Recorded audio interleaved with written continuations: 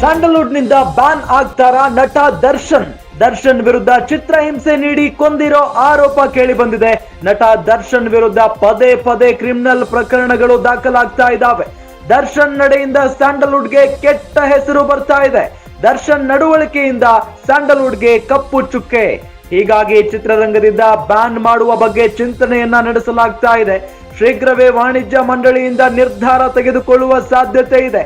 ಚಿತ್ರರಂಗದ ಹಿರಿಯರ ಜೊತೆ ಚರ್ಚೆ ಮಾಡಿ ಮುಂದಿನ ತೀರ್ಮಾನವನ್ನ ತೆಗೆದುಕೊಳ್ಳಲಾಗುತ್ತೆ ಅಂತ ಹೇಳಲಾಗ್ತಾ ಇದೆ.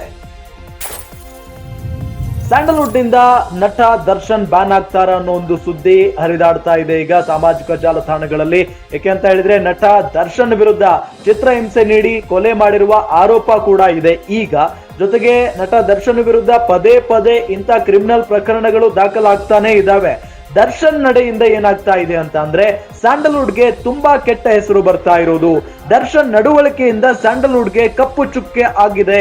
ಹೀಗಾಗಿ ಚಿತ್ರರಂಗದಿಂದ ಬ್ಯಾನ್ ಮಾಡುವ ಬಗ್ಗೆ ಚಿಂತನೆ ನಡೆಸಲಾಗ್ತಾ ಇದೆ ಅನ್ನೋ ಮಾಹಿತಿಯು ಕೂಡ ಲಭ್ಯವಾಗ್ತಾ ಇದ್ದೇವೆ.